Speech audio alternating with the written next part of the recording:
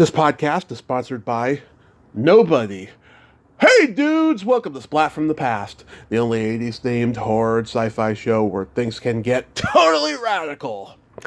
Now today, I will be welcoming Deborah Thalberg. She is the granddaughter of legendary producer Irving Thalberg, who produced so many great films in the first wave of talkie film. The Champ, Tarzan the Ape Man, Todd Browning's Freaks, A Night at the Opera with the Marx Brothers. Her grandmother was Norma Shearer, best known for playing Marie Antoinette. And she played Susan in the 1983 teen sex comedy cult classic Class, celebrating its 40th anniversary. You may remember that movie. Andrew McCarthy and Rob Lowe was in it, and so many other people when they were beginning. John Cusack, Alan Ruck, Casey Siemaszko, Virginia Madsen, so many people. And we're going to talk about all of that stuff today, and I cannot wait. And it's going to be a great conversation because I'm intrigued to find out what she's doing now. I know that she's interested in cars because I saw her YouTube channel, and I am just a very inquisitive fanboy. I am, aren't I? I just love talking about film, and I love talking about people's work. And I'll tell you, when I was younger, you couldn't get me to do any of that stuff because it was just all about me trying to find my way. But in the last 6 years, I have found my way in just being, a curious human being. And it's become very profound for me, I have to say. It's become very spiritual and just awesome. I can't even describe it. So yeah, here is my interview with Deborah Thalberg. So, going back in time, I imagine growing up the granddaughter of Irving Thalberg and Norma Shearer, it was only natural that you would gravitate toward acting in your childhood. I think so. I didn't grow up, I grew up in Chicago. Mm-hmm. And my father he wanted nothing to do with the business. It didn't interest him in the least. So I didn't grow up in any Hollywood environment at all. Mm-hmm.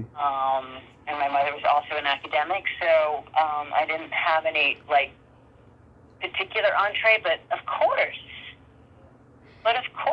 right? Right. So did you do school plays and community theater and all of that? I did, yeah. In high school, I, did a couple of plays, and I got the bug. I really did. As you know, a lot of amazing talent came out of Chicago. Yes, I started taking acting lessons then at the Steppenwolf, actually, was where I took some acting classes and then started to do theater in Chicago and commercials, and on you go. Absolutely. Yeah, for people out there that don't know, your grandmother, Norma Shearer, she was a 6-time Oscar nominee, and she won once for The Divorcee. And she's probably best known for playing Marie Antoinette. And she left the business pretty early in her life. Yeah, it was after Irving died, her husband. Mm-hmm. She kind of lost her direction, from what I understand. Mm-hmm. And at that time, as you know more than anybody, the glamour, the image was crucial. Yeah. That was so important to her, not to be seen as someone flailing about or not having their way, because she and Irving had such a, strong direction, for her career. Yeah. She was already acting before she met him. But, once they had each other, it was their bond that really, kept her going. And when he died, I think she just kind of didn't want to be seen as some fading actress or something. Yeah, she had that great quote, "Never let them see you in public after 35, because if you do, you're finished." Exactly right. Exactly right. Yeah, that's a great line. And of course, Irving, he died very young at 37, and he produced some of my favorite movies: The Champ, Tarzan the Ape Man, Todd Browning's Freaks, and A Night at the Opera, which so many people who are Marx Brothers purists, they think that the Paramount movies are better than the MGM movies. I think they're all great, you know? I mean, Irving nurtured them. Yeah. I love it when I read stories about that time. Because of course I don't have any personal, knowledge of it, and my father didn't talk much about it, and nor did my aunt. But just those hilarious stories of them, camping out in his office and whatnot. It makes me laugh. Yeah, I mean, he got them to be a little bit more likable and a little less edgy than they were at Paramount, and I think it's just as good as the early movies, A Night at the Opera, and then, of course, Day at the Races, and all the other ones after that.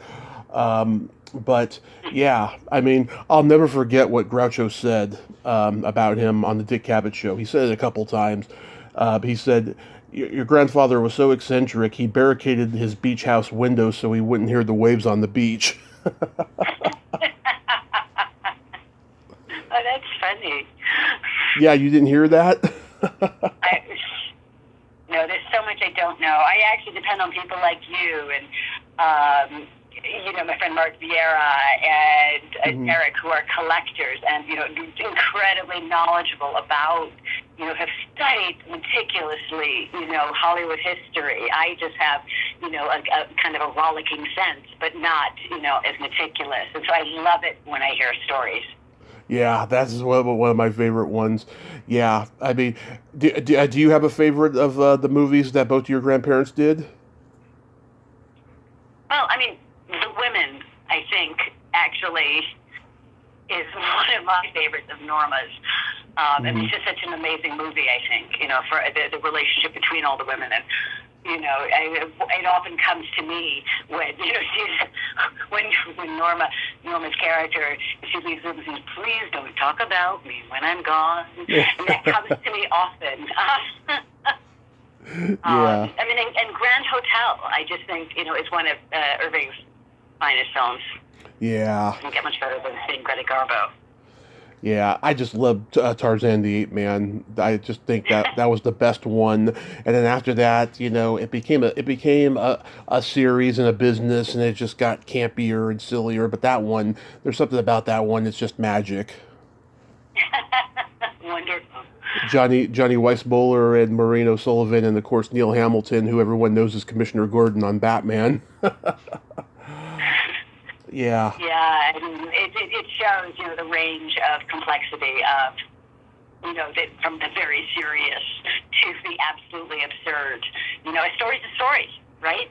Mm-hmm. And a good story is a good story. A story well told. Making that transition from, the early days, and intense novels to just genre, whatever. I just think it's, to be able the vision that Irving had of seeing the storyline, and knowing when something was good, when it would work as a visual. Mm-hmm. Absolutely. So after high school, you attended the Royal Academy of Dramatic Arts? Yeah, I went briefly to Skidmore for a couple of years. I was studying French, and then when I was there, a friend of mine from dance class said to me one day, I'm going to go and audition for a couple of drama schools in London. Do you want to, try an audition? And I was like, sure. And the story goes that, I thought, I'll apply to RADA, sounds good. And she applied to 3 or 4 drama schools in London, and she didn't get into any, and I got into RADA, which was incredibly fortunate. Didn't hear from her again. And so then I was able to spend 2.5 years in London doing what I loved most at the time. Wow. And you did dancing, so are you trained in all types of dance? No. I mean, just kind of like I was doing modern dance or something at the time, and I've done ballet, but I was not a dancer. But it just movement is so important, and one of the things you do at RADA. So at the time, and I don't know what the program is like now. It was 7 turns, and in each turn you had different milestones, the types of plays that you would be working on. One term was a Shakespeare, one term was a Restoration comedy, one was modern, you know what I'm saying? So you had these different things you were working on to explore, and you always had dance and movement, fencing, voice, singing, so that you were a really well-rounded actor by the time you left. Absolutely. Did you have any classmates that went on to become successful in acting? Yeah. Alex Kingston, she's so brilliant. David Morrissey. Wow. And the class above me was Ray Fiennes and Ian Glenn and wow. Imogen Stubbs. And I mean, there's numerous. You know, you can turn on almost any BBC production, and I'll know somebody in it. Wow, that's crazy. Ray Fiennes, huh? Wow. Yeah. Like I said, he was in the term above me, and he was brilliant back then, and remains brilliant to this day. Any theater stand out that you were a part of that you're proud of? When I was there or afterwards? Yeah, like any in all your years. Yeah, I mean, one of the first things I did after I came back to the States, because I couldn't stay in England, I didn't have working papers, and they're very strict about that over there. Yeah. I got to do Jacques and his Master in LA. It's LATC, the then LATC, Los Angeles Theater Center, directed by Simon Cowell, and it was Simon Cowell. Oh, God, I'm confusing now the last name. Simon Cowell. Maybe. Oh, Simon Cowell, right? Cowell, yes. Yes. And so I got to do that, and that was just so much fun. And, you know, to work with him and to work with, you know, David Rashi and, you know, and all these other amazing people, you know, on stage, that was a real fulfillment of a dream. You worked with Sledgehammer. So much fun. I love that guy. Yeah, he's so good. Wow. So how does class come to you? That was when I was in college, and they were auditioning in Chicago because they filmed it there. And I don't remember how I, you know, got to the audition. I don't remember that, but I did it over the summer. There's actually a funny story. So a friend of mine from college recently moved here. I'm in Colorado, and after I shot it over the summer, I went back to school, and then one day I went to Mary, and I said to her, she's the only person close friend who had a car, that was like, I need to go back to LA for reshoots. I need to be at the Albany airport in 20 minutes. And so she hopped in her Trans Am, and we got to the airport in time, and I made it back for reshoots. Yeah, I love this movie. It was one of those teen comedy movies that I grew up watching. That was, a staple in my house. My brother's 9 years older than me. He had all the teen sex comedy movies on tape when I was a kid. To watch them when our parents weren't asleep, Anything stand out about making it? Well, so of course having you contact me, I had to go back and rewatch it because it had been so long. Yeah. And I watched it yesterday, and what babies we all were. It's so sweet. Yeah. It was just a great experience. And Virginia Madsen was, we became good friends for several years. Of course, then, life goes on and, you move apart. But she was just such a good actor and such a nice person. Everybody was nice, Rob and Annie, everybody.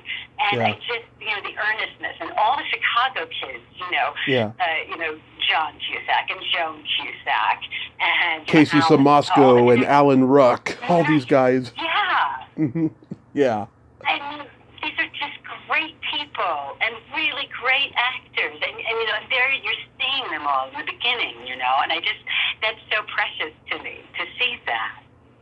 Yeah, and Virginia, she has said in an interview she refuses to talk about the movie because I guess there was some patriarchy on set, and I guess she didn't get along with Carlino or something. I had this one lady on who played the hooker in the movie, Candace Collins. She also refused to talk about it on record and off. I don't know what was up with it. I mean, did you experience any of that? No, I didn't. Maybe I was oblivious. I don't know. It's strange. Yeah, my remembrance of it was very positive. Yeah, I mean, it's got this great cast, and you see all these like Chicago actors who are unknown, and they became something later. Not just the ones that we mentioned, but also a couple of John Hughes staples like Suzanne Snyder and John Kapelis. Well, I mean, Suzanne Snyder is one of my best friends in the whole world. I was going to mention her in a minute. Have you had a conversation with her?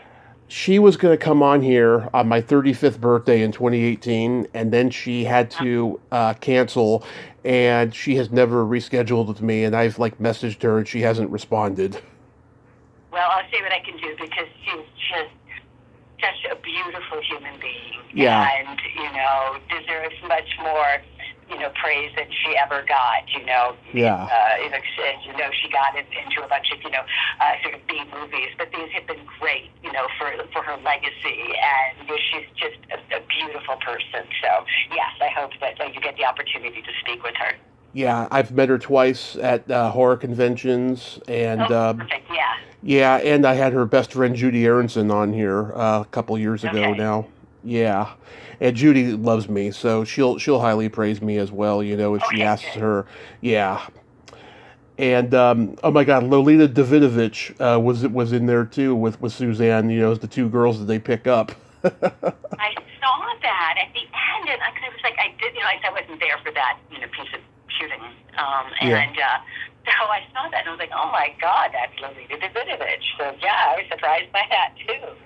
Yeah, she was. And then some of the older actors, like Fern, who played the school mistress, at the girls' school. I mean, she was genius. Obviously, I'm sure I don't know if she's still with us or not.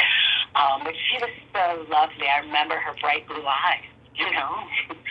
Yeah, and Cliff Robertson, he was coming off of being blacklisted for a short time. He had a huge lawsuit with David Beagleman, like in the late 70s. He called him a creep or something in an interview or something, and so he was reduced to B movies and TV movies for a long time, and then by this time he started being in big movies again.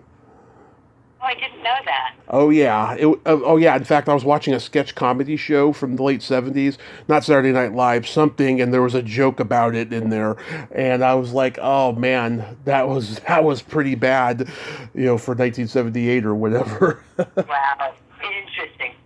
Yeah, I mean, looking back on Splat, watching it yesterday, it's clear that that movie would not have been made today. Yeah. Yeah. So there's not a chance that would have. I mean,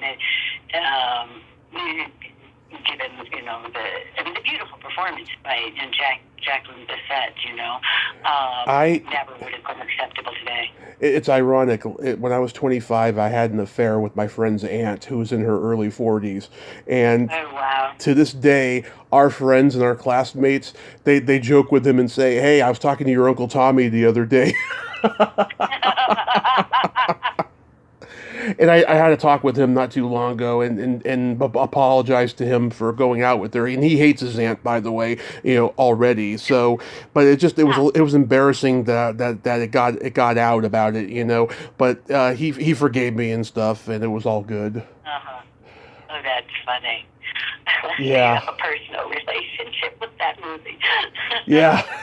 And you know what's funny? McCarthy said in his book recently that he actually lived with Jacqueline Bisset for a little while when he moved to L.A. Oh, that's funny. Yeah, right after the movie, he ended up staying at her house for a while, but nothing happened. Oh, and he's gone on to, interesting travel writing and things like that. I think that's wonderful. Oh, yeah, and it's funny, I haven't read the book yet, but I've heard him go into detail about certain things in it and stuff. He fell down a rabbit hole of alcoholism, and it kind of stalled his career. And then he turned to directing for a while and stuff. But like, I thought he was one of the best like actors of that Brat Pack era. Yeah, I think he was. I mean, you can see it in the performance there. I mean, it's just raw. It's, there's just no, I don't know, filter for him there. His kind of understanding, and also his, absolutely crude approach. I mean, I would just say there's no filter, which I think is so lovely to see. Absolutely, and I am the king of no filter. Yeah. That's bad. There's some great lines. It sounds like, movies have really been a lifeline for you. They have been. Without movies, I can't breathe. I just love movies. I was born a cinephile. It's always been the greatest thing of my life. There's just no way to describe it. Music too, television, all of that stuff. But all these other worlds, yeah. Yeah, but there's so many great scenes and great lines in the movie, like the "Have you ever been in love" scene, where she says, "You look like a sensitive turd to me." Yeah, it's very sweet. Yeah, or the dead roommate scene. It was so funny. He puts on that blue zombie makeup, and it's like he couldn't have turned into a rotting corpse that quick, Right. Yeah, no, I mean, it's a real take on Harold and Maude, which is one of my favorite movies of all time. Oh yeah, I love that movie. I just had a guest on, like back in November from it. You remember when the mother's trying to fix up Harold with that girl, and she sees that fire through the window, and she freaks out and runs. Yeah, that's Judy Angles. Her and Bud Cort were a comedy team in New York back in the late '60s, early '70s. Oh, I didn't know that. Yes, and she ended up doing the voice of Fritz the Cat's girlfriend, and she ended up becoming a TV writer, and just like a lot of women in TV, she has a bone to pick with the industry, but she's a character. It was a really good talk we had. Yeah, when I worked on My Bodyguard. Oh, you worked on My Bodyguard? Yeah, I did. Oh, we got to talk about that. I got the opportunity to talk with Ruth Gordon. I mean, did you ever get to meet her? Oh, no, I was like 2 years old when she died. Oh, my gosh. I mean, what an interesting woman. And I was 15 when I met her, and her stories, she was genius, she was funny, she was, she would talk to anybody with a real intensity. Just having that opportunity was incredible. Wow, that is fantastic. Yeah. Well, we'll talk about that in a moment, but I'm curious to know, did you go to, like, the rap party for class? Gosh, I doubt it. I think I was in college. I don't remember it. Mm-hmm. Yeah. Oh, and I forgot to mention Rob Lowe. He's trying on panties and dressing like Jesus. I was like, what the fuck? I know. Isn't that a joyous performance that he did? He did, yeah. And I think this is where people first started to notice him. I think he did The Outsiders that same year, but he was like kind of lost in the shuffle with all these other guys in that movie. Right, and they all carried kind of a more intense, that outsider vibe. And there he was, the most handsome young man and all of this. And so, for him to be able to just be funny, to, approach the role with such abandon, I think it's just delightful. It is, yeah. And Louis John Carlino, he had just directed The Great Santini a couple of years before that. What was he like as a director? Yeah, I remember him being very compassionate. Mm-hmm. He didn't give a ton of direction, because I think that, like most good directors, mm-hmm. He casts well. Mm-hmm. And so he trusts the actors. That was my brief experience with him. I don't remember anything overbearing or, you know what I mean, or particularly no control freak kind of attitude about him. He was just a very real, sensitive man. Oh my God, the maid in the movie, she's gone on to have a pretty successful career. She sure has. She's got like 3 names. I gotta look it up, but like, oh my God, just to see her in that role, it's politically incorrect enough. Oh my gosh, I know. I mean, that was one of the aspects that struck me. I was like, oh, so there's the black maid in the rich white house. Okay. And Anna Maria Horsford, yeah. that's her name. Yeah. What's her name again? Anna Maria Horsford. Okay. Yeah, no, she's certainly gone on to much bigger and better. But that's, it's a time capsule, right? It is. And I was trying to find the girl with the stoic face, the hot girl with the stoic face in the bar that he's trying to talk to. Yeah. Was she an actor or just a model? I don't know. I have no idea. It doesn't even say her name on the credits or anywhere. It's weird. There's a couple people from movies that I've seen that don't have their names listed, and there's one I found recently.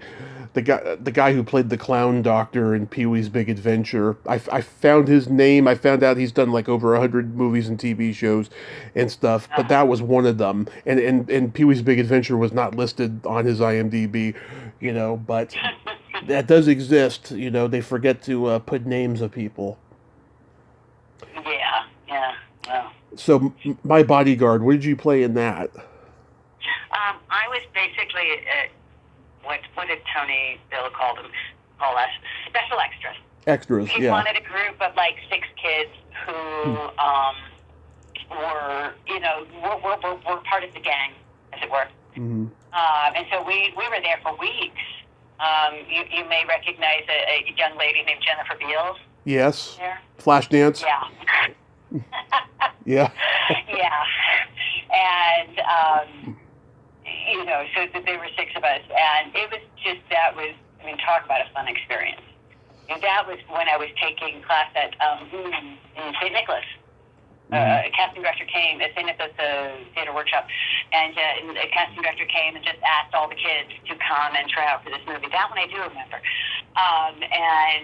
Again, I got chosen, luckily, and was able to spend weeks on the set. And, we were given great food, and we were given, I don't know, it was just, we were treated so well as just part of this gang. Tony was an exceptionally kind director and nice human being, and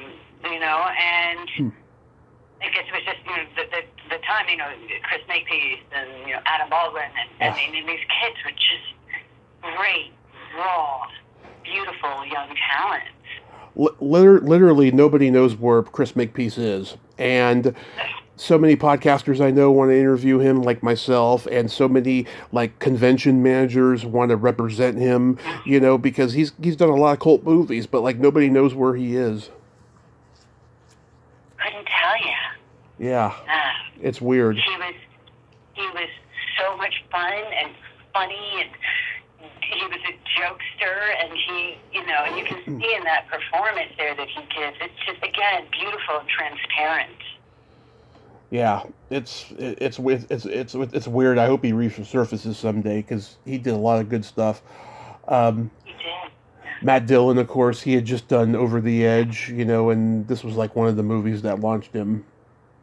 Yeah, it's so good. I mean, again, those early experiences were, that's what brought me into it. And they were probably some of the best experiences I had.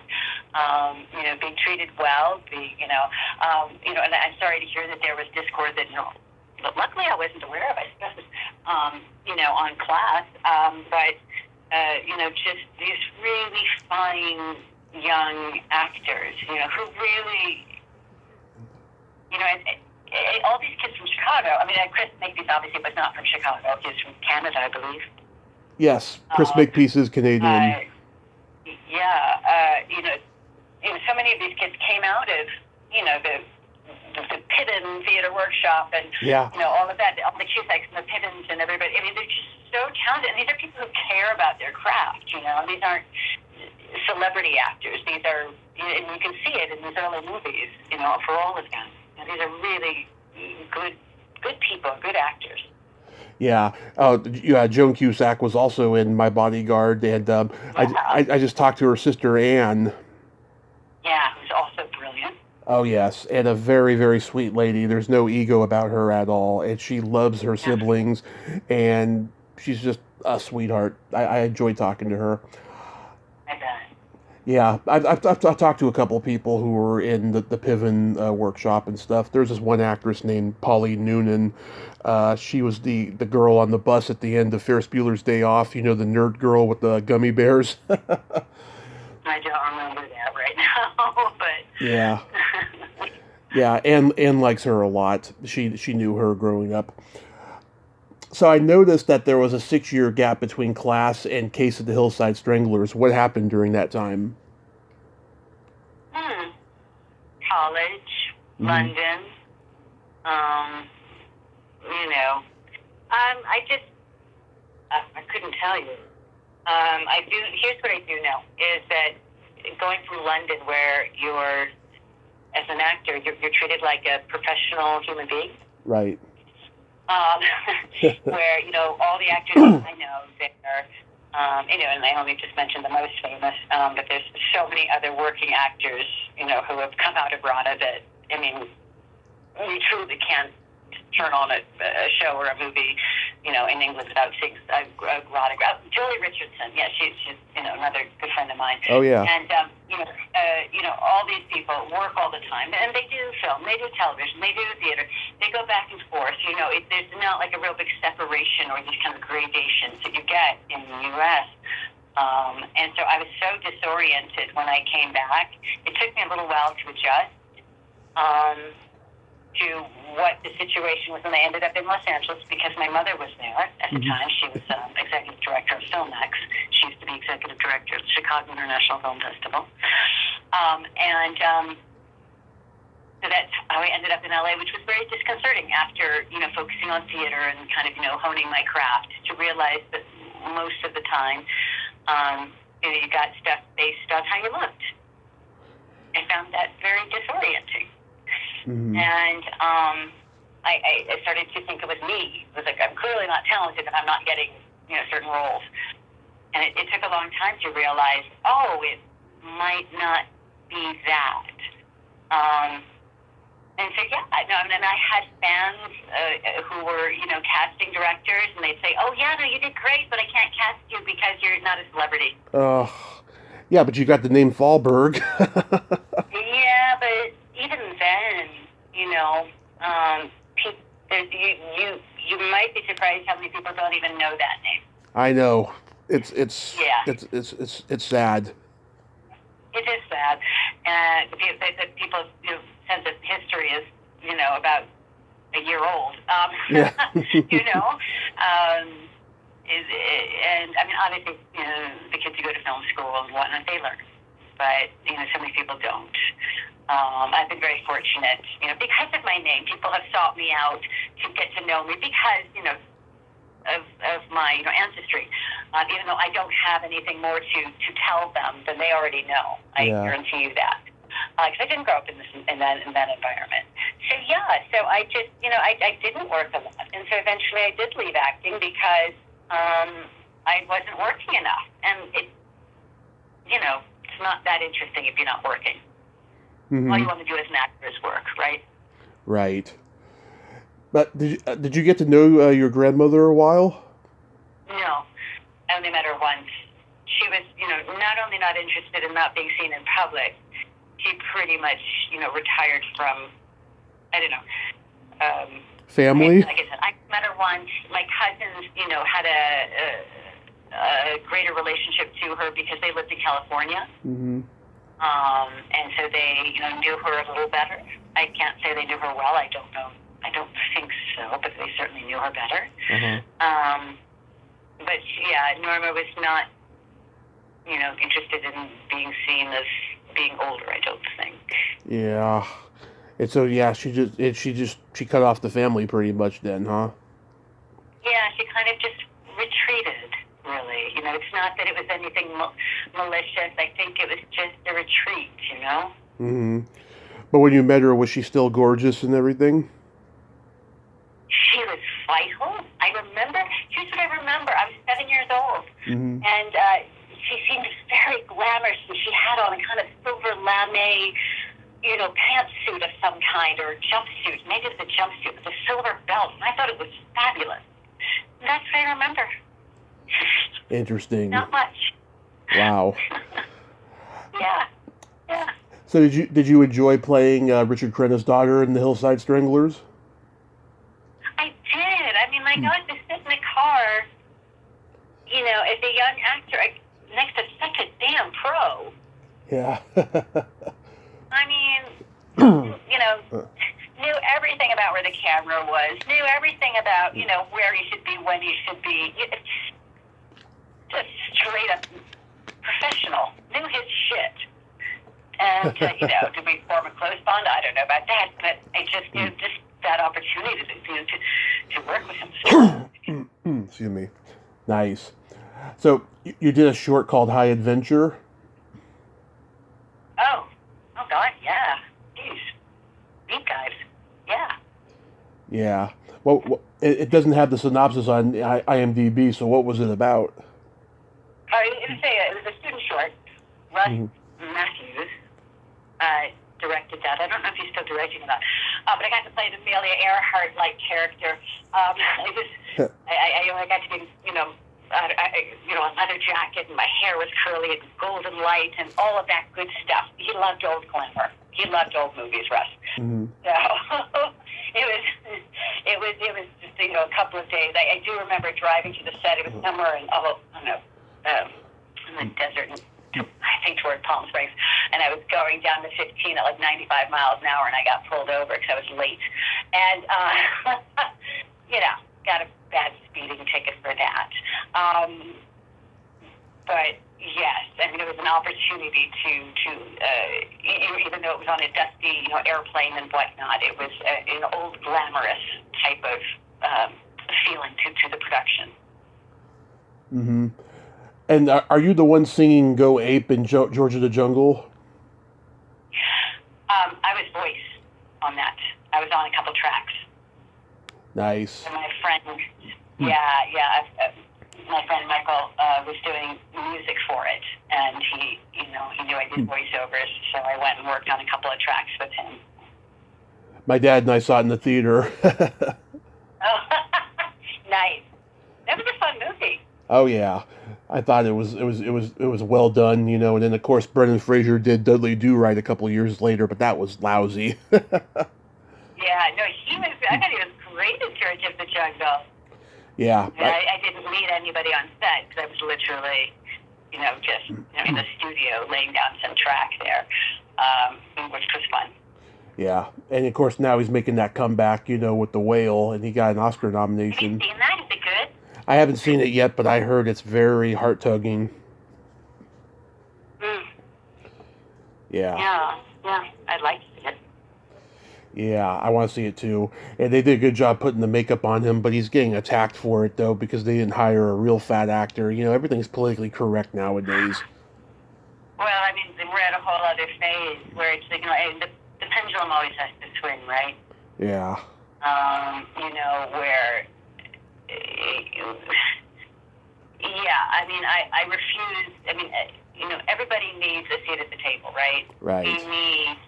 Everybody needs to be writing, acting, directing, you know, making music, making paintings. Everybody from every walk of life needs to be representing themselves, right? Mm-hmm. And I refuse, as an actor, as a writer, as any of it, to say that I can only create characters who are just like me. Right. Exactly. Or are people only just like me.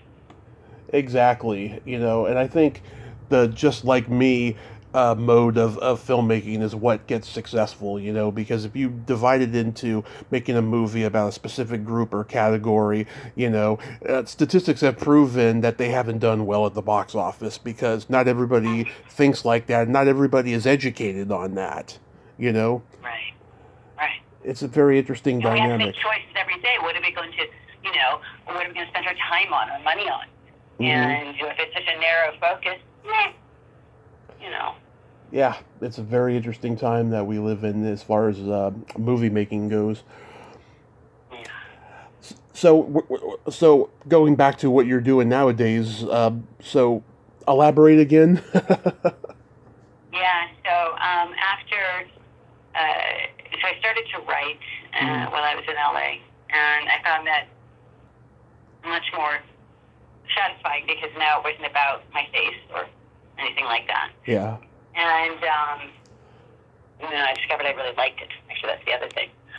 And so I was working on that, working on various screenplays and things that never quite got made. And then I got married, and then had a set of amazing identical twin girls who are now in their second year of college and 20 years old, and they're gorgeous and just good humans, which is really the best I can hope for. And I have a great relationship with them. And I've lived all over the country, and I'm currently, as I said, in Colorado. And I've been, we left LA, and we were in South Carolina and Georgia and here. And I spent a lot of time, several years at home with the girls. I homeschooled them for a couple of years. And just to be clear, the reason I did is, and numerous reasons, pandemic not being one of them at the time. Yeah. But I didn't think it was right for kids, little tiny children, to be in desks on computers. I didn't want them to be judged by test scores. So I'm a big believer in, Waldorf schooling and Montessori schooling and things like that, things that are hands-on, things where kids don't have to sit still. So anyway, that was, for a few years of that. And then, at a certain point, I needed health insurance since I've been working for Starbucks for the last few years. Oh. So there you go. Wow. Yeah, I saw your YouTube channel. You're interested in cars? Oh, that's my husband's business. Oh, okay. Yeah, no, that's not mine. Yeah, no, I have nothing to do with that. I think he had used my email at a certain point, so that looks like no, I have no idea what's on there. Yeah. Not mine. Well, but at least you've survived and you've lived to tell the tale. It's funny. A couple of years ago, I talked to this really talented, funny guy who's a writer, actor, did improv comedy back in the day. He lives in Colorado too now, and he's like a manager of a Trader Joe's. But like, oh my God, he was so talented. It's so sad that he's not in LA working anymore, because I really think that he could have been a lot bigger than he was. It's hard to know. I mean, you talk to so many hundreds of thousands, I don't know how many, actors and whatnot. Over 1,700 plus. Yeah, there you go. I mean, and you hear the same stories from all kinds of them, which is, it's all about the right opportunity at the right time. Yeah. Right? Yeah. And that's just how it goes. And it's very hard not to take it personally at the time. Right. And I hope one day to come back, actually, because I think that I have something to say left as a writer. But life gets in the way. Yeah. Right? And yeah. And I'm sure, like most of you talk to, I also, when you're young and stupid, you make a few bad errors and things don't go the way you think they should. Yeah. But no regrets, because, my God, I'd rather live a life and keep coming back punching than not ever to have tried, right? Yeah, because, I mean, I've talked to, God, the cream of the crop of people who got out of the business for various reasons.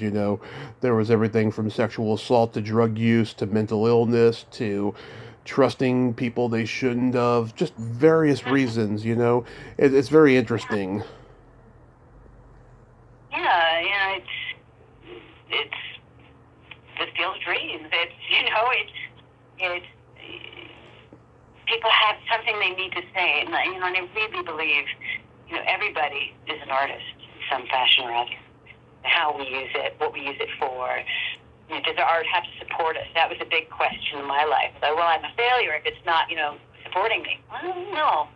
It's you still have to do art. You still have to act, write, direct, paint, make music. I believe that. I believe it's part of our souls. Kudos to everybody who gives it everything they have. Absolutely. Real quick, let's play my secret silly game. Oh. This is a series of silly slumber party questions, not win or lose, just pure benign fun. And how the game works is, I ask you the question, you answer it, and then you ask me that exact same question and I answer it. And feel free to comment on answers because they might be funny. Okay. Deborah, are you ticklish? I am ticklish, but I haven't been tickled in a while. Oh. What about you? Are you ticklish? Yes. If you tickle me consensually, I'll love it. But if you do it without warning, I'll hit you in the groin. I know, because it's really invasive, and I never believed that, people tickle children, and I think that's sometimes just wrong, because they don't always notice they know. Yeah. Right. Is your belly button an innie or an outie? Innie. You? Same. Innie. Okay, all right. What color are your toenails painted? They are sparkly red, but it's getting kind of dark because it's been since before Christmas since I've done them. Love it. Are your toenails painted today? Not today, but last time they were Easter egg blue. Okay, all right. I'm about to head into the pink-blue Easter season myself. Yes. We'll compare. What would you say is your best personality trait? I don't know. I think I'm a good friend. You seem like you're a good friend. Oh, thank you. What's your best personality trait? I have empathy and I have no filter. Yeah, I think no filter's good. We touched on that earlier. I think that's... Why not? I'm a Gemini. Me too. When's your birthday? Oh, June 6th. Okay, May 22nd. Nice. That's actually Ann Cusack's birthday too. Oh, how funny. And then my favorite question, is there a stinky smell that just makes you gag? Oh, there certainly are. I'm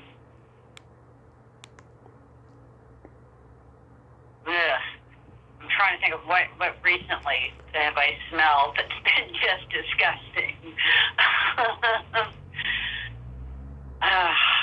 Why is nothing coming? You tell me, and then I'll answer you. Either farts or feet. I was going to say stinky feet are pretty damn bad. Yeah. Sometimes there's an odor of kind of almost like rotten garlic. Yeah. Exactly. So that's probably the closest you get? Yeah, I think so. Yeah, we'll go with that for now. Okay. I have a joke for you. Good. What do you call a boy that doesn't masturbate? What would that be? A liar. All right. Deborah, thank you so much for coming on, and I hope you have a happy Valentine's Day, and be safe out there. Well, thank you so much. It was just a real easy joy to talk with you today. So thank you. Let me know what color you put on your toes. I sure will, and okay. and let Suzanne know. I will let her know that if she hears from you, she should respond. Okay. You have a great day. Okay. You too. Thank you so much. My pleasure. Bye-bye. Bye. Well, there you have it. Deborah Thalberg. Ain't she a sweetheart? Oh, she's a lot of fun. Great energy, and her grandparents would be proud of her. Well, until next time, this is Tommy Throwback Kovac saying there's no shame in living in the past because the present sucks. Later, dudes.